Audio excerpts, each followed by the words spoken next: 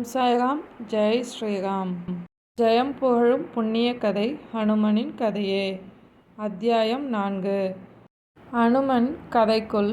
அனுமனை பற்றி முற்றாய் அறிந்து கொள்ளும்போதே பல கிளை வழிகளில் செல்ல வேண்டியிருக்கிறது. அப்படி சென்று அந்த வழிகளில் தென்படும் பாத்திரங்களையும் விளங்கிக் கொள்ள வேண்டிய ஒரு அவசியமும் நமக்கு உள்ளது. அல்லாத பட்சத்தில் அனுமனை நாம் ஆதர்சமாகவும் ஆதி அந்தத்தோடும் உணர்தல் சாத்தியமில்லை. அஞ்சனை என்னும் வானரப் பெண்ணின் வயிற்றுக்குள் அனுமன் கரு கொண்ட விதமே வெகு அலாதியானது. அதை நுட்பமாக பார்க்கும் முன் அஞ்சனை யார், அவளது பூர்வீகம் என்ன, அதில் அவளது கர்மங்கள் எத்தகையது என்பதையும் பார்த்தாக வேண்டியிருக்கிறது. அப்படி அஞ்சனையை பின்தொடர்ந்து போனால் அவளை வளர்த்தவர்கள் வானர அரசன் குஞ்சரனும் அவனது மனைவி விந்தியாவல்லி என்பவளும் என்கிற விஷயம் தெரிய வருகிறது. உண்மையில் பெற்றவர்கள் யார் என்று பார்க்க போனால் அகலிகை அகப்படுகிறாள். அகலிகையை சற்று அலசி பார்த்து விடுவது நல்லது. அகலிகை உலக பேரழகி, பிரம்மனின் மானச புத்திரி. கௌதம மகரிஷிக்கு வாழ்க்கைப்பட்டு அவரது இல்ல கிழத்தியானவள். அவளது அழகு தேவேந்திரனையும் தடம் புகழ வைக்கிறது. கௌதம மகரிஷியின் வேடத்தில் வந்து அவளை நுகர்ந்துவிட்டும் செல்கிறான். ஆனால் ஒரு பதிவிரதை பாழாகிறாள். அப்படி பாழ்படுவதற்கா பிரம்மன் அவளை அத்தனை பாடுபட்டு படைத்தார்? மும்மூர்த்திகளில் ஒருவர் படைப்புக்கே அதிபதி. அவரது வார்ப்புக்கே களங்கம் வந்தால் உலகில் அன்றாடம் பிறப்பெடுக்கும் சராசரி மானுட வம்சாவளிகளில் பிறந்தவர்களுக்கெல்லாம் என்னவாவது?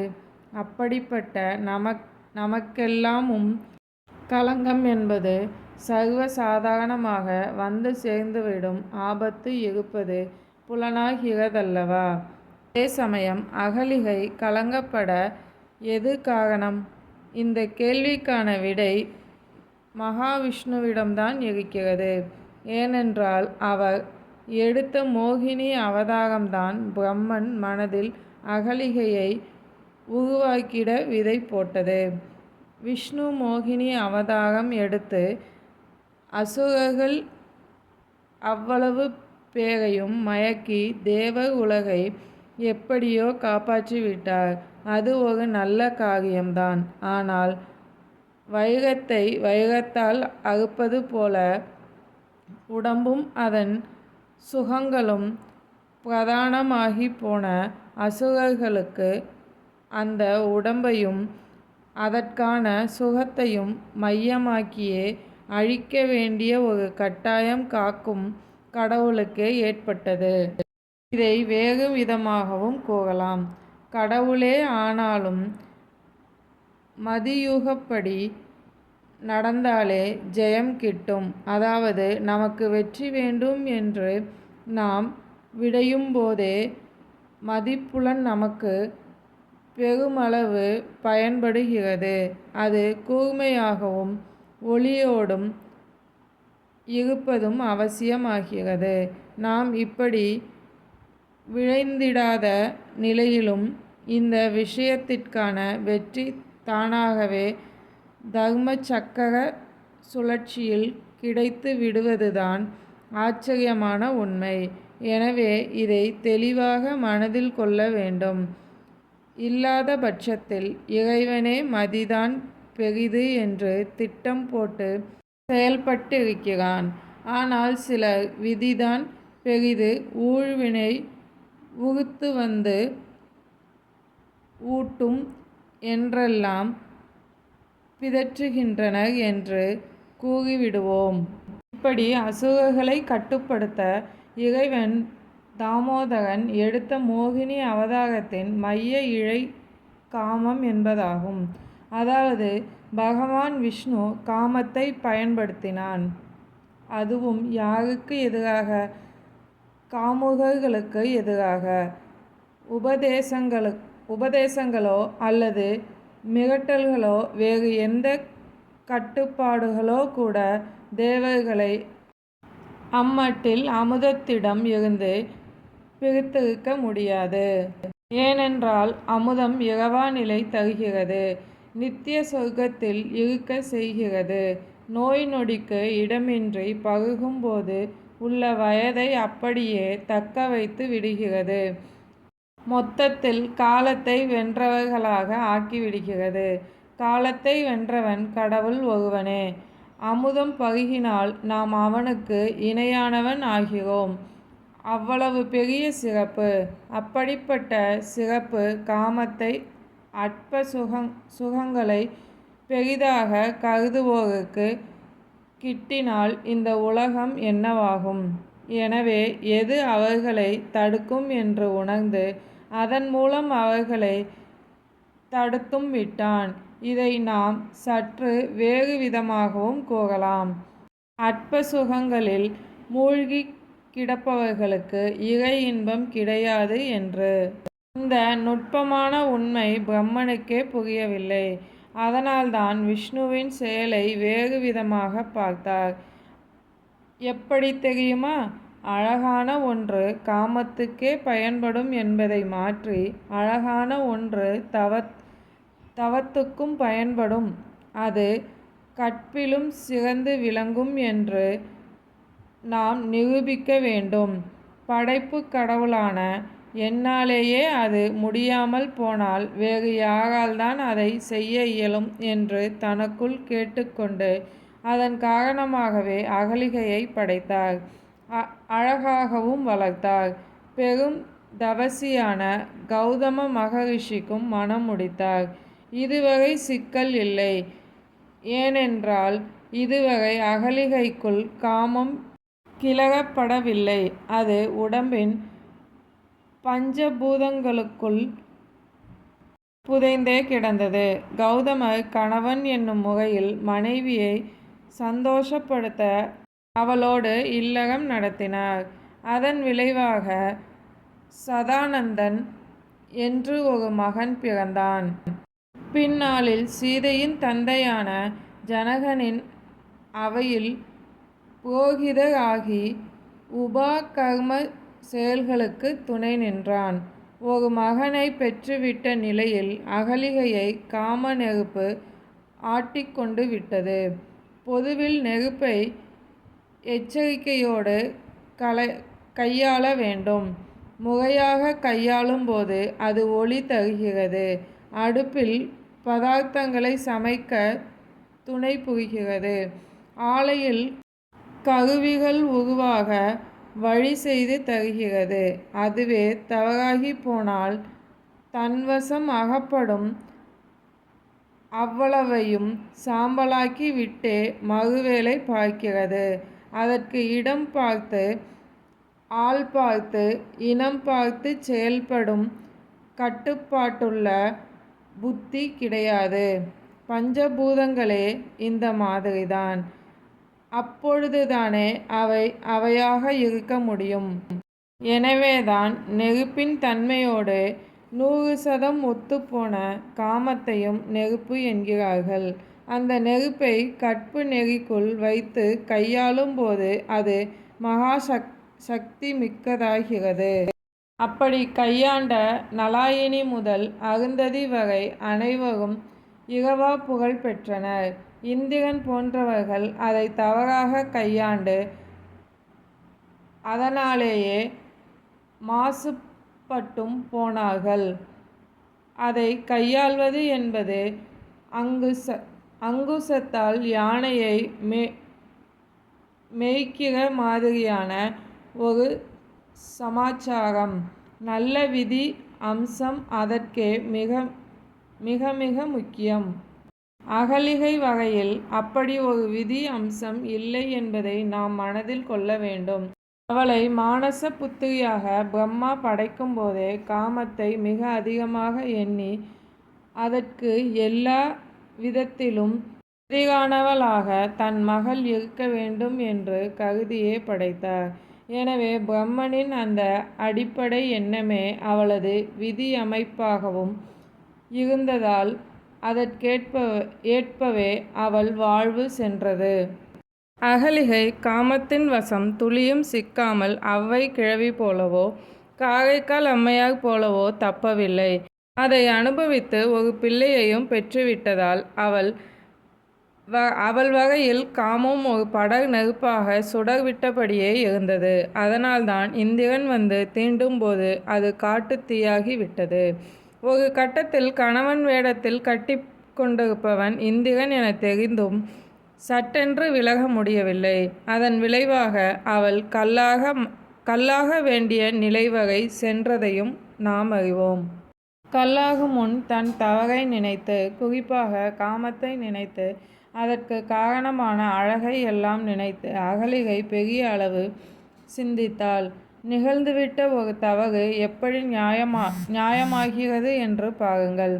இப்படி ஒரு ஞானத்தின் தளத்தில் நின்றுதான் குரங்கு போல காமத்தை தூண்டாத ஒரு தன்மையோடும் அதே சமயம் அதற்கு இணையான வீரத்தோடும் பக்தி ஒழுங்கும் முதலிய சிறப்போடும் ஒரு பெண் பிறந்து அவளை இந்த உலகம் போற்ற வேண்டும் என்று விரும்பினாள்.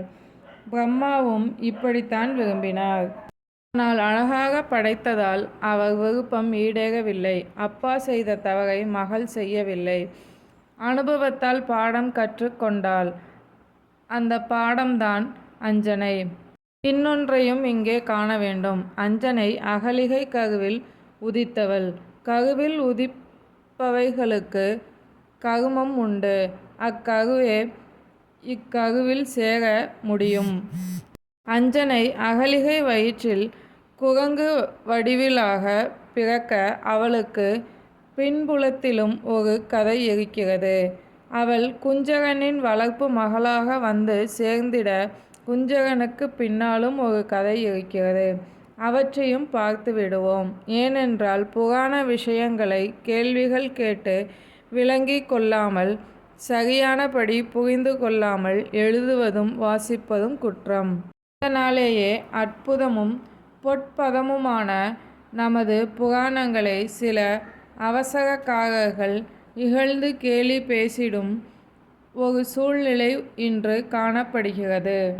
சரி, நாம் அகலிகையின் மகளாக வந்தித்த அஞ்சனையின் பூர்வ கதையை ஒரு பார்வை பார்த்து விடுவோம். அஞ்சனை பூர்வ ஜென்மத்தில் மழை கடவுளான வருணனின் மகளாவாள். அப்போது அவளது பெயர் புஞ்சிதங்களை. இந்த பெயருக்கு பொருள் என்ன தெரியுமா? பனித்துளி போல வெகு தூய்மையானவள் என்று பொருள். பனியானது பகலவன் வந்த நிலையில் அப்படியே அவன் பொருட்டு ஆவியாகி அவனை அடைந்துவிடும். அதாவது பனி தூய்மையானது மட்டுமன்று, மோட்சமடைவதிலும் தனித்தன்மையானது என்பது உட்பொருள். வருணனும் தனது தன்மை சார்ந்து அவளுக்கு பனித்துளி என்ற பொருளிலேயே பெயர் வைத்திருந்தான். அவளை தேவகுருவாகிய பிரகஸ்பதி வசம் ஒப்புவித்தான். அவளுக்கும் குருவாக திகழ வேண்டினான். அவளும் வியாழ பகவானின் நேர்பார்வையில் நல்ல குணவதியாக திகழ்ந்தாள். குரு பார்வை அவள் மேல் இருந்தவரை அவள் வாழ்விலும் ஒரு பிழையும் இல்லை. இப்படி பிழையே இன்றியோ அல்லது சோதனைகளே இன்றியோ புஞ்சிதங்களை வாழ்ந்து முடிந்தால் அது எப்படி செய்தியாக முடியும்? அவள் மூலமாக இந்த உலகம் பின்னாளில் நேக விஷயங்களை அறிய வேண்டும் என்று ஒரு கணக்கு இருக்கிறதே. பூவுலகில் பிறப்பவர்களுக்கு மட்டும்தான் சோதனைகள். அமர உலகம் அப்படிப்பட்டதல்ல என்று கருதுபவர்களுக்கும் பல விஷயங்கள் போய் சேர வேண்டுமே. ஒரு நாள் புஞ்சதங்களை வியாழகுருவின் இருப்பிடத்தில் இருந்து வெளியேறினாள்.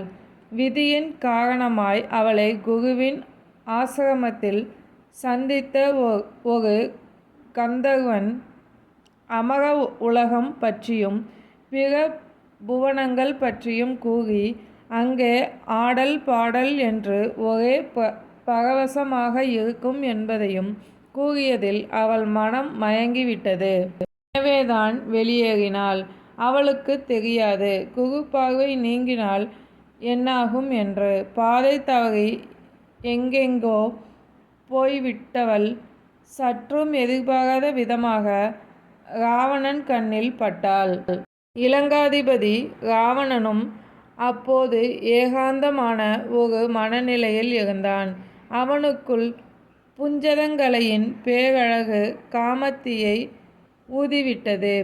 அப்படியே அவளை கவர்ந்து சென்று அவளது கற்பை சூறையாடி விட்டான். ராவணனை பொறுத்தவரையில் அவன் சில விஷயங்களில் ஒருவித நெறியை பின்பற்றினான். அதில் ஒரு விஷயம், எவ்வளவு பெரிய அழகியானாலும் சரி, அவளை ஒரு முறைக்கு மேல் தீண்டக்கூடாது என்பது ஆகும். அடுத்து, அரசனாக திகழ்வதால் உலகத்தில் உள்ள பெண்கள் அவ்வளவு பேரும் அவனுக்கு கட்டுப்பட்டவர்கள் என்கிற ஒரு மமதை. இதெல்லாம் தான் புஞ்சிதங்கலையை கெடுக்கச் செய்தது. கெடுத்த வேகத்தில் அவளை விடவும் செய்தது. புஞ்சிதங்கலைக்கு அப்போதுதான் குருவின் பார்வை பலம் புரிந்தது. அதை உணர்ந்தவளாக பிரம்மதேவனை தேடி சென்று தனக்கு நேர்ந்த இழிவிற்கு காரணம் கேட்டாள். ஊழ்வினை என்று ஒரு வார்த்தையில் பதில் கூறிவிடலாம்தான். ஆனால் பிரம்மா ஞான திருஷ்டியில் அனைத்தையும் பார்த்துவிட்டு ஒரு முடிவிற்கு வந்தார். ஓரிடத்தில் ஒரு மரம் இருக்கிறது என்றால் என்றோ அங்கே விதை விழுந்ததால்தான். அந்த விதையை பின்தொடர்ந்தால் அது ஏன் அங்கே விழுந்தது என்பது மட்டுமல்ல, அது எங்கிருந்து வந்தது என்பதும் தெரிய வரும். இப்படியே தொட்டு தொட்டு போய் கொண்டே இருக்கலாம். எல்லோருக்கும் இது பொருந்தும். பிரம்மாவும் புஞ்சதங்கலையின் நிகழ்காலம், கடந்த காலம், அதற்கும் முந்தைய காலம் என்று சகலத்தையும் பார்த்தபோது இன்னும் பல காலத்திற்கு பின் நிகழ வேண்டிய பல சம்பவங்களுக்கும் புஞ்சதங்கலைக்கும் ஒரு தொடர்பு இருப்பது தெரிய வந்தது. பெண்ணே, ராவணன் ஒரு மகா அசுரன். யாராலும் அழிக்க முடியாத வரங்களை பெற்று அமர உலகையே பாடாய்படுத்தி வருகிறான். அவனை அழிக்க வேண்டுமானால் அதற்கு எவ்வளவோ ஆயுதங்கள் தேவைப்படுகிறது. அதில் முதல் ஆயுதமாக நீ அமைந்து விட்டாய். இதை காலப்போக்கில் நீ அறிவாய். உனக்கு ஏற்பட்ட களங்கத்தை குருவால் நீக்க முடியும்.